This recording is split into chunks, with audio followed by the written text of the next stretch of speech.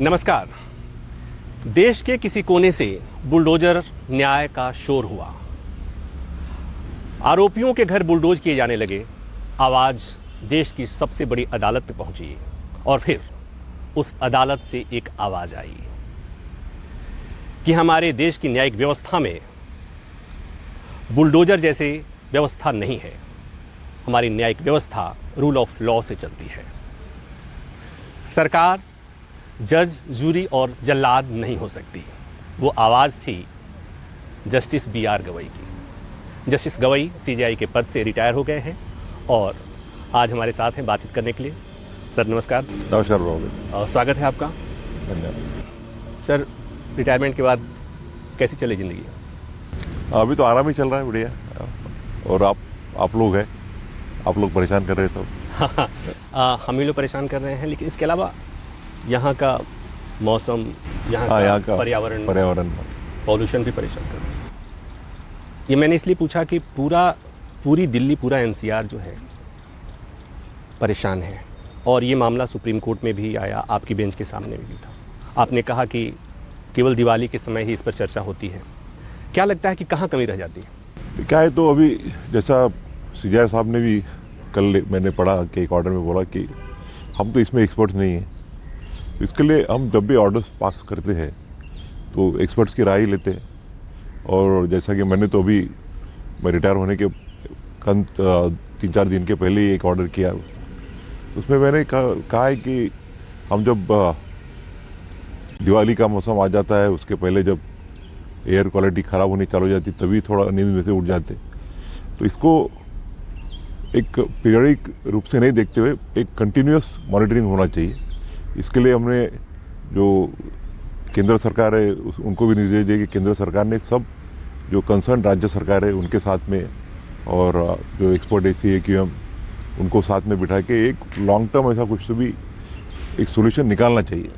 और we are also directed कि इस मामले की हर माह में सुनवाई होगी। Every month it will be heard, जिसके this will enable the court to regularly monitor the steps being taken by the experts.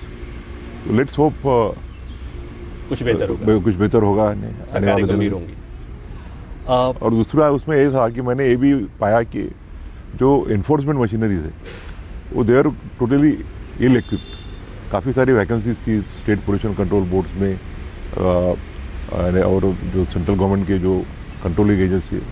तो मैंने उसमें सिर्फ निर्देश ही नहीं दिए, तो मैंने अंडरटेकिंग्स ले लिए कि कुछ समय के अंदर all this vacancies will be fulfilled. यानी कम से कम जो कुछ डायरेक्शंस दे रहे हैं, सुप्रीम कोर्ट दे रहा है या जो कुछ अथॉरिटीज़ कर रही है, तो उसका मॉनिटरिंग ठीक तरह से हो सके। सुप्रीम कोर्ट के जो फैसले हैं उस पर अमल किया जा सके, उसके लिए व्यवस्था जो है वो व्यवस्था पूरी तरह से काम नहीं कर रही है। There is acute shortage of man power. Sir, जब भी कोई रिटायर होता है तो उसके मन में, चाहे वो CJI हो या जज हो, उनके मन में एक रहता है कि मैं अपने फलां फैसले के लिए मुझे दुनिया याद करे। जस्टिस गवई अपने किस फैसले के लिए चाहते हैं कि उसके लिए हमें याद किया जाए कि मैंने ये जो फैसला दिया था? नहीं, एक तो आपने बुलडोजर जस्टिस के बारे में बोला ही, तो मेरे को जो मन को सुकून देने वाला जो फैसला बोल सकते हैं। हमने लोगों के घर बेचने से, घर टूटने से के ऊपर प्रतिबंध लगाया। उसका अब काफ़ी लोग बोलते कि इम्प्लीमेंटेशन बराबर नहीं हो रहा है, बट उसके लिए तो हमने डायरेक्शन भी दे के रखे। दूसरा, मेरे को लगता है कि मेरा जो सब क्लासिफिकेशन का जजमेंट है, जिसके तहत हमने शेड्यूल कास्ट के जो सबसे बैकवर्ड है और बैकवर्ड है उनके लिए स्पेशल प्रोविजंस करने की जो डायरेक्शन, जो परमिशन दी, कि हमने बोला कि state is empowered to create a class within the class provided there is a empirical data available कि such classes are not properly represented. तो इससे जो शेड्यूल कास्ट के लोग हैं उसमें से भी जो ज़्यादा बैकवर्ड है उनको आगे आने के लिए एक अच्छा अपॉर्चुनिटी मिलेगी। उसमें मैंने क्रीमी लेयर के बारे में भी बोला हुआ है। मैंने कहा है कि ठीक है, not exactly creamy layer as is applicable to OBC, और कुछ ना कुछ तो क्राइटेरिया शेड्यूल कास्ट में भी होना चाहिए कि जो लोग आगे बढ़े हैं by taking advantage of the reservations. Why should they and their generations after generations? इसी से जुड़ा हुआ सवाल, 2 दिन पहले एक वरिष्ठ IAS ऑफिसर ने एक बयान दिया, उनका बयान आपने भी सुना होगा, हमने सुना, जिसमें इसी संबंध में बोलते हुए उन्होंने कहा कि हमसे कहा जा रहा है कि हम IAS बन गए तो हम अपना रिजर्वेशन छोड़ दें। क्या कोई सवर्ण या ब्राह्मण अपनी बेटी, हमारे बेटे को दान देने को तैयार है? और अगर वो दान नहीं देता है तब तक हमें ये आरक्षण की व्यवस्था मिलती रहनी चाहिए क्या? दान है, मतलब उनके यहाँ शादी जब तक कोई नहीं करे। अभी मेरे पास काफ़ी ऐसे उदाहरण है कि जो IAS बने, IPS बने, शेड्यूल कास्ट से, शेड्यूल ट्राइब से, उनकी बीवियाँ they are from higher classes. और दूसरी बात है, मेरा कहना ये है कि अगर मेरा बेटा, मैं आज CJI करके रिटायर हुआ, he can afford education in the base of the school, वो उसका कितना एडवांटेज ले सकता है ये बात अलग है। बट एक जो खेड़े में का बेटा है, एक एग्रीकल्चरल लेबरर का बेटा है, जिसको एजुकेशन एक ग्राम पंचायत के स्कूल में या जिला परिषद के स्कूल में हो रहा है, उसको ट्यूशन्स नहीं है और कभी कभी तो स्कूल में पढ़ के दोपहर को खेत में काम करने को जाता है, तो can he be equated with a son of IAS person और माय सन? तो क्या हम हमारे बेटों को रिजर्वेशंस कंटिन्यू करके जो जिनको सही जरूरत है उनका हक नहीं छीन रहे? अब सर मैं वो सवाल पूछूंगा, हो सकता है उसका जवाब मुझे पता हो, लेकिन ये वो सवाल होंगे जो लोगों के मन में होंगे। लोगों के मन में एक धारणा बनी हुई है, धारणा ये कि जजों की नियुक्ति में क्या सरकार का दखल होता है? सरकार का दखल नहीं होता है। हाँ, ये बात सही है कि हम सरकार से भी इनपुट्स लेते हैं। यानी कॉलेजियम जो है, ऐसा नहीं है कि कॉलेजियम से 3 जज या 5 जजेस मिलके आर्बिट्री डिसीजन ले लेते। हाईकोर्ट जजेस की अपॉइंटमेंट है तो हाईकोर्ट के 3 सीनियर मोस्ट जजेस नाम भेजते।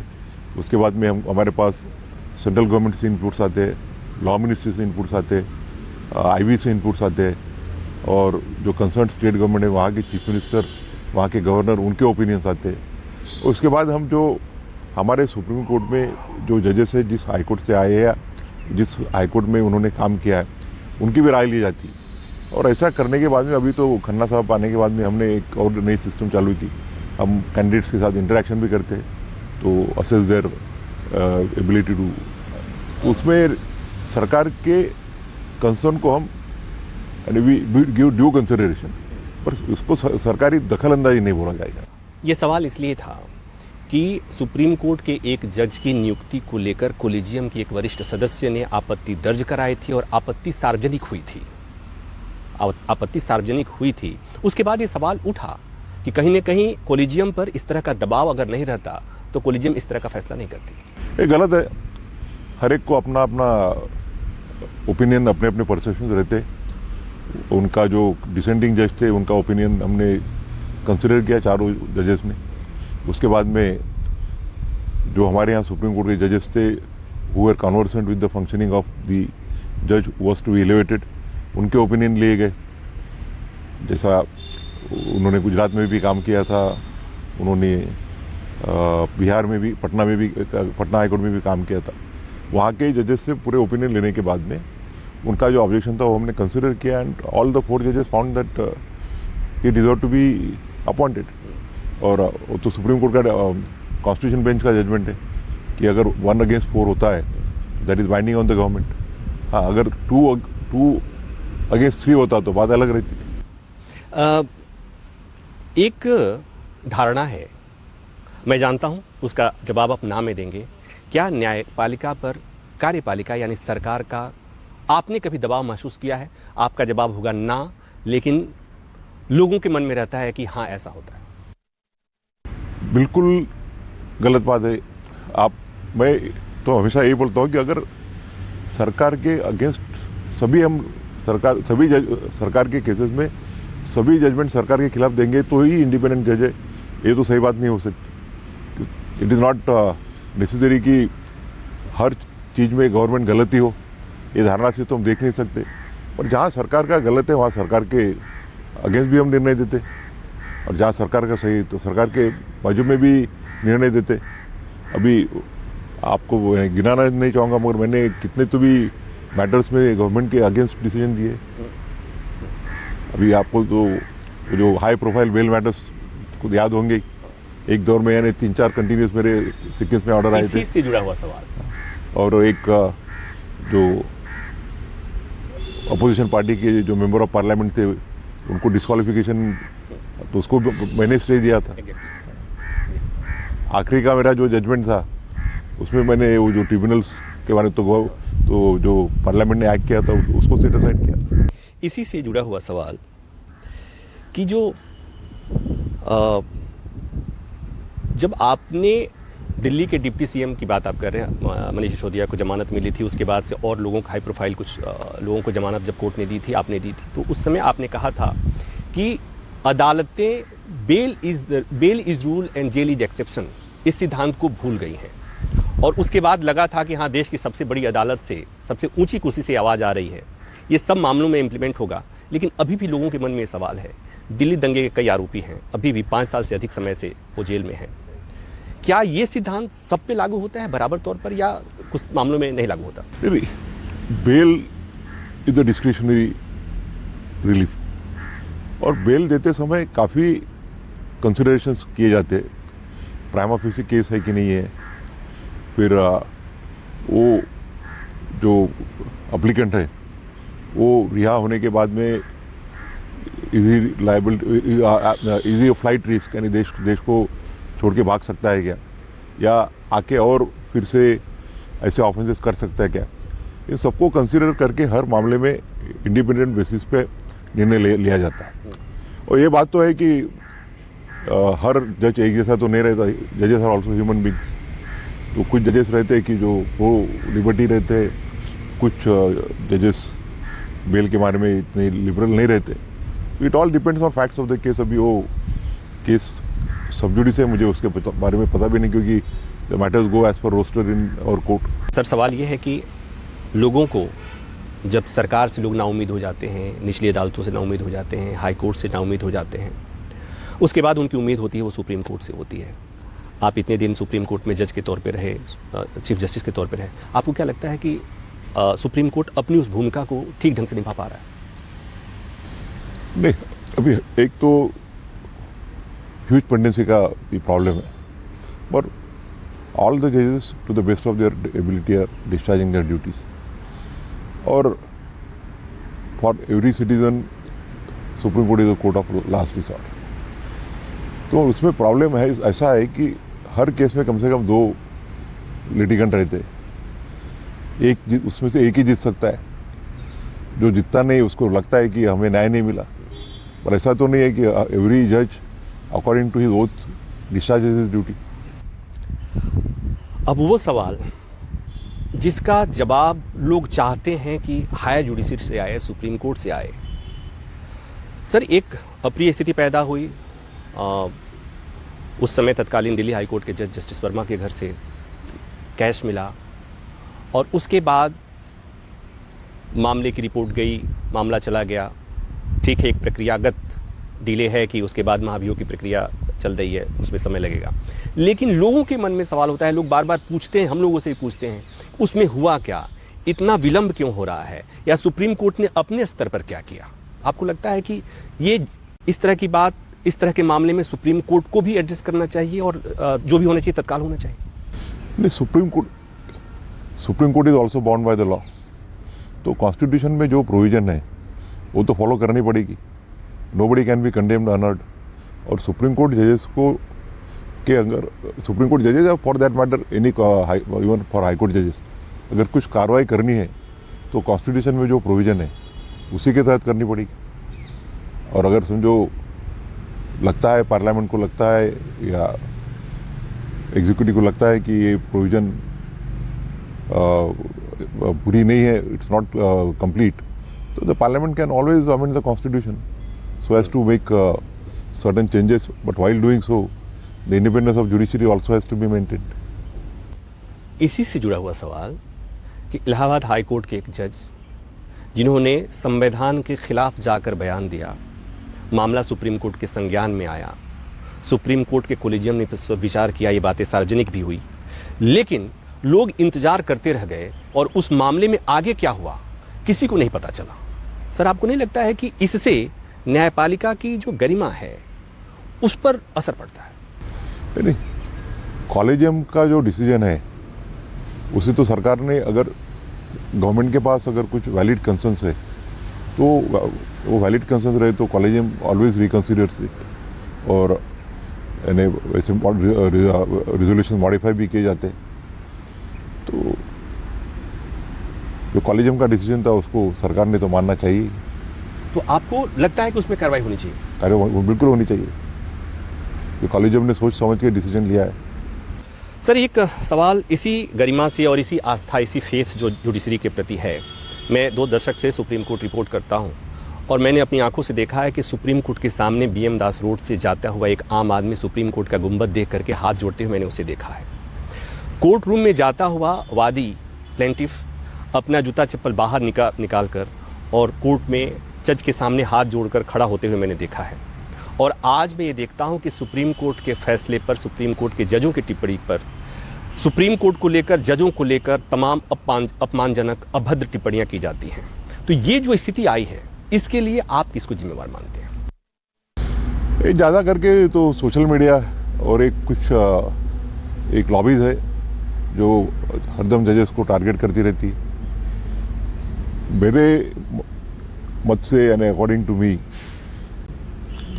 कोई जज का जजमेंट होता है उसका फेयर क्रिटिसिज्म तो इज ऑलवेज वेलकम। जजेस are also human beings, they can also err. अगर कोई जजमेंट किसी को लगता है गलत है, उसका क्रिटिसिज्म होना चाहिए, उसके ऊपर डिस्कशन करना चाहिए। बट जजेस को ट्रोल करना और जजेस को पर्सनल एलिगेशंस करना, ये टोटली गलत है और वो कुछ लोग करते रहते हैं। सर, आपने जो कहा कि लॉबी है, ये हमने देखा है कि वो लॉबी किधर है? वो लॉबी दोनों तरफ है, इसलिए कि कई बार सत्ता पक्ष के खिलाफ वाले लोग सुप्रीम कोर्ट पर आरोप लगाते हैं और कई बार वो आवाज सत्ता पक्ष से भी आती है। तो आपको क्या लगता है, लॉबी क्या ये दोनों तरफ काम कर रही है? जो भी है, जो कर रहे हैं, अगर यानी जो लोग भी जजेस को ट्रोल करके अननेसेसरीली उनके ऊपर आरोप करते हैं, तो वो कोई भी करता हो वो गलत ही है। सर, अब एक सवाल ये कि आपने शुरू में भी कह दिया था, उसके बाद भी आपने कई बार कहा कि आप रिटायरमेंट के बाद कोई सरकारी पद ग्रहण नहीं करेंगे। हमने देखा है, आपने भी देखा है कि लोग पोस्ट रिटायरमेंट पद पाने के लिए कितनी तरह की जुगत में रहते हैं, क्या क्या करते हैं। आखिर जस्टिस गवई ऐसा क्यों कह रहे हैं कि वो कोई सरकारी पद नहीं लेंगे? देखिए, हर एक का अपना अपना परसेप्शन रहता है। तो मैं तो जब सुप्रीम कोर्ट जज बना तभी मैंने डिसाइड किया था कि मैं पोस्ट रिटायरमेंट कोई सरकारी पद लूँगा नहीं। और CJI बनने के बाद में भी मैंने वो डिसीजन को रीइटरेट किया। मुझे लगता है कि वो अलग, फिर से अपना अपना परसेप्शन है। मैं ये नहीं कहता कि सभी ने ऐसा करना चाहिए। जजेस का अपना एक्सपीरियंस रहता है, इन्होंने इतने साल काम किया रहता है, उनका नॉलेज है, वो भी वैसा होना नहीं चाहिए। जो इंस्टीट्यूशन है उनको उनका लाभ मिलना चाहिए। बट रही मेरी बात, मैं जब सुप्रीम कोर्ट में जज बन गया था तब मालूम था कि मुझे कुछ समय के लिए, कुछ महीनों के लिए CJI का कार्यकाल मिल सकता है। तो मैंने सोचा कि अगर मेरे कॉन्शियस से टोटली इंडिपेंडेंट काम करना है तो मैंने आज से ही डिसाइड करना चाहिए कि सरकार से मैं कोई पद नहीं लूँगा, मेरे रिटायरमेंट के बाद सरकार से कोई लाभ नहीं लूँगा। सर, इसी बात से आपको देखकर या अभी हाल के दिनों में जितने CJI और जजेस रिटायर होते हैं उनको देख के लगता है कि उनमें इतनी एनर्जी है, उनमें इतना काम बाकी है। आपको लगता है कि सुप्रीम कोर्ट और हाई कोर्ट के जजों के रिटायरमेंट की उम्र बढ़ाई जाने की जरूरत है? नहीं, बिल्कुल नहीं। क्यों? नहीं, क्या है कि एक 20-22 साल जज रहने के बाद में एक ऐसा पॉइंट आ जाता है कि थोड़ा आदमी थक तो जाता ही है। तो और यानी ये मेरी धारणा है कि सुप्रीम कोर्ट जजेस और हाई कोर्ट जजेस का रिटायरमेंट एक जैसा रहना चाहिए। अब हमारे दर्शक जानना चाहेंगे कि जस्टिस गवई आगे क्या करने वाले हैं, भविष्य का प्लान क्या है? अभी तो आराम ही कर रहा हूँ, कुछ समय के बाद में निर्णय लूँगा क्या करना है क्या नहीं। काम तो करूँगा कुछ ना कुछ, थोड़ी बहुत सोशल सर्विस भी करूँगा। जैसा मैंने बताया था कि मेलघाट एरिया जो हमारे ट्राइबल का है, मेरे डिस्ट्रिक्ट का, वहाँ के लोगों से काफ़ी मेरा लगाव रहा है। जब मेरे फादर के इलेक्शन कैंपेन में जाता था मैं, तो थोड़ा बहुत समय वहाँ उनकी सेवा में देना चाहूँगा, और बाकी कुछ काम भी करूँगा, मैं खाली तो नहीं बैठ सकेंगे। सर, आपका भविष्य का प्लान क्या है, क्या करने वाले हैं, क्या करेंगे? अभी फ़िलहाल तो आराम कर रहा हूँ, बाद में भी कुछ ना कुछ काम तो करूँगा ही, यानी कंसल्टेशन आर्बिट्रेशन वगैरह। और कुछ समय हमारा अमरावती डिस्ट्रिक्ट में जो मेलघाट एरिया है, वहाँ ट्राइबल से उनके लिए भी थोड़ा बहुत काम करना चाहूँगा। वहाँ मेरे फादर के इलेक्शन कैंपेन में मैं जज बनने के पहले हर बार जाता था, तो वहाँ के जो आदिवासी लोग हैं उनसे मेरा काफ़ी लगाव है। तो आप भविष्य में जो भी करें उसके लिए हम लोगों की तरफ से शुभकामनाएं। आप स्वस्थ रहें, प्रसन्न रहें और समाज का सेवा करते रहें। आप जैसा चाहते हैं वैसा करते रहें। आपने हमें समय दिया, इसके लिए धन्यवाद। तो जस्टिस गवई, धन्यवाद प्रभाकर जी। कभी नीम कभी शहद। कुछ फैसले आए, तालियां बजी, कुछ फैसले आए, आलोचना हुई। कभी लोगों को खुश किए तो कभी कुछ लोग नाराज हुए, क्योंकि अदालतें जब फैसला देती हैं तो तथ्यों के आधार पर देती हैं, और यही न्याय होता है, इसे ही न्याय कहते हैं। तो जब बुलडोजर जस्टिस पर ब्रेक लगा तो बहुत लोगों ने राहत की सांस ली, लेकिन जब उसी बेंच ने, जिस बेंच ने इलेक्टोरल बॉन्ड की व्यवस्था को असंवैधानिक करार दिया, जस्टिस गवई वहीं थे। राष्ट्रपति ने जब रेफरेंस भेजा, जो महत्वपूर्ण कुछ सवाल आए थे राष्ट्रपति की तरफ से, और उसमें सुप्रीम कोर्ट के अपने ही ब्रदर जजेज के फैसले को बदलने या पलटने या उसमें संशोधन की सलाह देने की जब जरूरत पड़ी, उसमें भी जस्टिस गवई थे। तो जस्टिस गवई ने वो किया जो संविधान ने उनको कहा, जो कानून के किताब के मुताबिक व्यवस्था थी। ये बात और है कि जैसा जज साहब ने कहा कि कुछ लॉबी है जो कुछ फैसले से आहत होकर आलोचना करती है, लेकिन वो लॉबी कुछ इधर भी है, कुछ उधर भी है, और उसकी वजह है कि जब अदालत में मामला आता है, अमूमन दो पक्ष होता है, एक हारता है और एक जीतता है। जो जीतता है वो वेलकम करता है, और जो हारता है उसे लगता है कि उसके साथ नाइंसाफ हुआ है। यही विधान है। तो उम्मीद है हमारी ये बातचीत आप लोगों को पसंद आई होगी। अभी के लिए बस इतना ही। देखते रहिए News 24।